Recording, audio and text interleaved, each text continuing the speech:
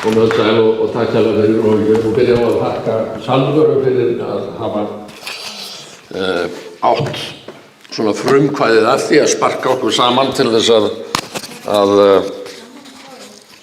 standa að þessu málþingi. Það má, eins og þið hafið séð og heyrt af þeim sem hafa talað hér, þá svona rændum við eiginlega hugmyndinni þó nokkru leyti, Heyrnar- og talmeinastöð, tengdum hana við Dag Heyrnar og höfum fjallað hérna töluvert mikið heyrnarskerðingu og annað, en það lykilmál fyrir okkur auðvitað. Það sem að mig langar að gera hérna núna örstutt að segja ykkur örlítið frá Degi Heyrnar sem slíkum. Þetta og síðan ætla ég að fara aftur í það sem Elma var að tala hérna líka, sem gerum hlustun öruggari, sem verkefni sem að WHO startaði fyrir 2-3 árum og miðar að þessari hættu sem ungmennum stendur af hættulegri hlustun. En Dagur Heyrnar, hann ekki mjög gamall sem slíkur. Alþjóðaheilbrigðisstofnunin kom þess á fót með undirhópi sínum, World Hearing Forum, fyrir bara tæpum 10 árum síðan og hefur verið haldinn árlega hátíðlegur. World Hearing Day, eða Dagur Heyrnar, ætlað að vekja athygli á heyrn og heyrnarvandamálum í veröldinni. Heyrnar- og talmeinastöð gerðist félagi í World Hearing Forum fyrir 2017 og við höfum reynt af veikum mætti að halda upp á þetta síðan. Í dag eru frétti í morgun fyrir 560 viðburðir af þessu tagi og sumir miklu stærri í yfir 120 löndum. Hér bara aðeins yfirlit yfir efni sem við höfum verið með á undanförnum árum. Við höfum reynt að fara inn á yfirvöld, við höfum hitt fyrir þingmenn, við höfum ekki forsetann í lið með oss og symfóníuna og vinnueftirlitið og fleiri. Allt eftir árum og reynt að vekja athygli á þessu fyrst og fremst að vitundavakningu og forvarnir og síðan Alþjóðaheilbrigðisstofnunin stöðugt með áskoranir til þátttöku þjóða sinna til hvaða aðgerða þurfi að grípa til að bæta úr málum. Í ár yfirskriftin Changing Mindsets eða breytt viðhorf eins og við köllum það hér. Við þurfum breytt viðhorf og bætt aðgengi að heyrnarþjónustu til að draga úr kostnaði sem að hlýst af þessari fötlun og ýmsar tillögur eru gerðar. Forstjóri Alþjóðaheilbrigðisstofnunar, Ghebreyesus, hann sagði þetta núna þegar þessu var hleypt af stokkunum. Heyrnarskerðing oft nefnd ósýnilega fötlunin, ekki bara vegna þess að einkennin sjást ekki með berum augum, heldur vegna þessarar langvarandi þagnarskömmunar sem að hefur ríkt þetta, sem að gera það að verkum að yfirvöld hafa hunsað vandann. Og við erum því miður að glíma við þetta pínlítið í dag. Fólk viðurkennir ekki skerðingunni sína, það viðurkennir ekki ástandið, það bregst of seint við. Bara í gærkvöldi var ég að hlusta á í samræðu þætti í sjónvarpinu þar sem var verið að ræða við opinberan embættismann sem að steig þar fram til mikilla fyrirmyndar og ræddi sína heyrnarskerðingu. En hún sagði það líka, ég hjó eftir því sjálfur, að hún nefndi, ég var svona fyrst bara, þetta eitthvað sem ég þarf að gera? Á ég að gera eitthvað í þessu? Og það vandinn, það að taka þetta skref, viðurkenna að þetta farið að hámanni og grípa til aðgerða. Sem betur fyrir gerum það og nær fullheyrandi í dag til allar hamingju. Skilaboð Dags Heyrnar í ár eru þetta ennþá gríðarlegur vandi. Hér á Íslandi reiknum við með að 30-40% þeirra sem að þurfa heyrnarbætandi aðgerðir sé ennþá ógreindir þarna úti og við þurfum að ná til þeirra. Og það þessi vanþekking og fordómar aðeins ennþá sem að hjálpar ekki. Og af því við erum að tala börn hér í dag, að þau eru kannski að viðurkenna vandann upp eftir skóla, en svo þau koma á unglingsárin og vilja ekki skera sig úr, vilja ekki vera öðruvísi en félagarnir, þá tínum við stundum þessum börnum. Það erfitt að ná til þeirra aftur.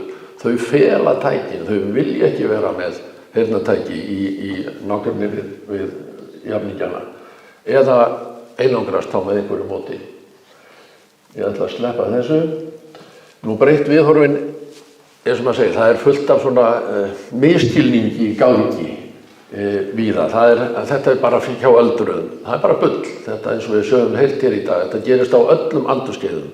Þetta meðfætt, þetta gerist, þetta slys og veikindi á börnum, unglingum og hvenær sem Þetta óhjákvæmilegt með aldri. Það ekki rétt. Það hægt að fyrirbyggja þetta. Það hægt að grípa til aðgerða. Heyrnartæki virka ekki nýtt. Það rangt. Þau geta stórbætt lífsgæði. Þau geta hindra þeim, forða þeim afleiðingum sem heyrnarskerðing veldur, til dæmis í öldruðum. Og svo framvegis. Tinnitus í minni háttar óþægindi. Við heyrðum krakkarna tala þetta suð og tónu eftir hávaðan og svo framvegis. Það ekki rétt. Þetta byrjun á heyrnarskaða sem fylgir þeim alla ævi. Við þurfum að fræða almenning mikilvægi heyrnar og það hefur komið fram hjá nær öllum sem hafa talað hér í dag. Við þurfum að fræða fólk eigin heyrnarheilsu og mikilvægi hennar og að standa vörðum þetta skynfæri. Við þurfum að fá heyrnarskerta til að viðurkenna sína fötlun. Og við þurfum og það sem betur fyrir fólk farið að stíga fram á öllum aldri þekktir einstaklingar, Bubbi Mortens, Jón Gnarr, umboðsmaður barna og svo framvegis. Við þurfum að upplýsa heyrnarskerta líka þau úrræði sem í boði. Kennarar þurfa að vita hvaða úrræði í boði fyrir nemendur sína, heyrandi og heyrnarskerta. Og við þurfum að kenna fólki að hámarka möguleikana til að njóta heyrnar. Og við þurfum líka að kenna okkur hinum, heyrandi fólkinu, hvernig á að umgangast þetta fólk. Hvernig getum við hjálpað þeim, eins og sést þarna hægra megin. Og þetta efni allt fáanlegt hjá okkur, ef við bara kallið eftir því. Hvernig hægt að hjálpa fólkinu að líða betur með sína fötlun? Og þá erum við komin að þessum vanda. Hvar sem við förum í dag. Ég tek strætó í vinnuna á hverjum morgni til þess að vera í samgönguvæna, í vistvænar umgöngur, samgöngur. Og það nánast hver einasti farþegi í strætó með heyrnartæki, heyrnartól eða earpods og svo framvegis. Og ég heyri stundum hávaðann frá næsta sessunaut því að það verið að keyra þetta á botni. Og þessi krakkar, þau taka þetta ekkert af sér endilega. Ég sé fólk ganga með þetta allan liðlangan daginn. Og jafnvel niður í smábörn sérðu með þetta langtímum saman að spila leiki í spjaldtölvum og svo framvegis. Og Alþjóðaheilbrigðisstofnunin lagði upp með þetta verkefni Make Listening Safe fyrir 2-3 árum og við erum að reyna að finna út þessa hegðun þessara ungmenna, þessa áhættu hegðun sem við köllum svo mögulegar afleiðingar. Og þetta heitir Gerum hlustun örugga hér heima. Það rannsókn sem sýndi og Alma vitnaði í að það eru 24 og upp í 48%, þetta dálítið eftir rannsóknum, þetta voru teknar nokkrar saman, sem á aldrinum 12 til 35 ára sem hlusta við það mikinn hávaða og svo lengi á dag að þau teljast í áhættu hópi fyrir langvarandi heyrnarskaða. Og þetta gríðarlegur fjöldi. Og þetta þannig milli 600 og 1200 milljónir á heimsvísu sem gæti verið tifandi tímasprengi þarna, sem betur fyrir eins og að líka bent á. Sumir einstaklingar þola hávaða miklu betur en aðrir. Þannig að vonandi, en bara vonandi, verður þetta ekki þessi vandi sem við horfumst í augu við. Langar aðeins að nefna þessa rafíþróttamenn og líka. Það var gerð rannsókn á rafíþróttum, þessu spila tölvuleikina, af því þar eru þau ungmenni sem að spila þetta langtímum saman.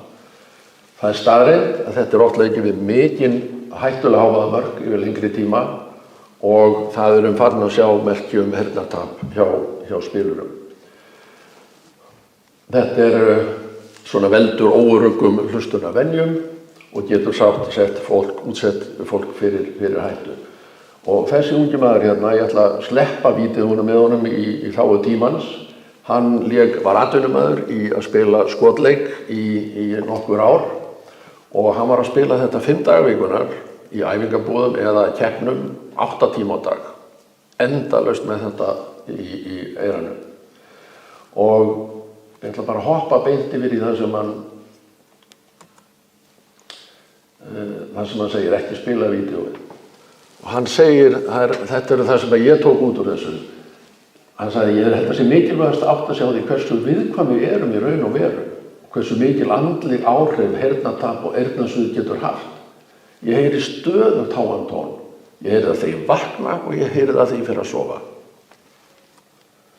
Fyrir mér ekki til neitt lengur sem heitir þögn. Og ég held að fólk reynir að ímynda sér líf sitt án þagnar, þá held ég að gæti leitt til þess að fólk fari varlega með heyrnina. Og síðan sagði hann, og mér fannst líka mikilvægt að uppgötva það að heyrnarskemmdir geta ekki bara gerst vegna eins tiltekins mikins hávaða, heldur vegna stöðugs áreitis af háu, ekkert of háu hljóði yfir lengri tíma.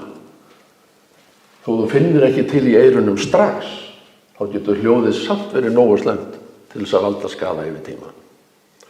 Og þetta það sem við höfum áhyggjur af. Skulum sleppa þessu, þetta ungmenni eru ódauðleg, það getur ekkert klikkað og þeim alveg slett sama hvað við segjum þeim, þannig að það erfitt að ná til þeirra.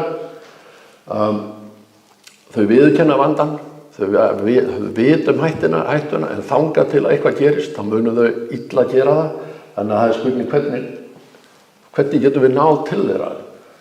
Það ekki foreldrar, skólar, aðrir geta komist að þessu, en til hverjir geta náð til þessara krakka. Það eru sennilega jafningjarnir best. Við þurfum að fá að virkja þau betur með öllum mögulegu móti. Heilbrigðisyfirvöld, heilbrigðisstarfsfólk, framleiðendur tölvuleikjabúnaðar við þessi kampæn búin að hafa samband við þá og framleiðendur farsíma og fleira og komast að samkomulagi. Þannig að núna innbyggðar vissar varnir.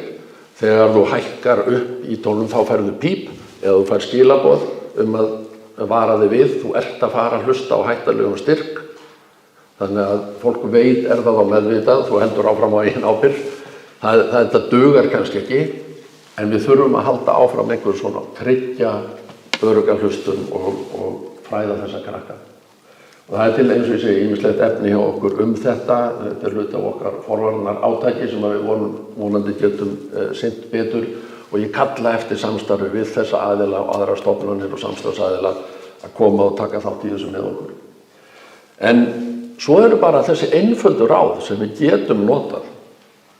Hvernig getum við ráðlagt þeim að forðast heyrnarskaða völdum hávaða? Og það í fyrsta að auðvitað draga á hljóðstyrk. Það ekkert flókið. Að lækka í helvítis græjunum eins og Guðni forseti sagði þegar við tókum með það. Hvað verða fyrst að segja þetta eftir hug?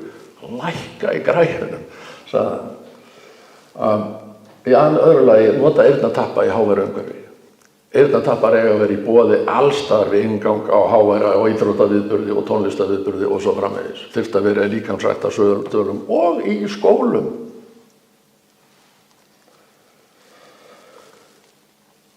Takmörkun daglega notkun á þessum tækjum. Það verið að tala símabann í skólum og svo framvegis.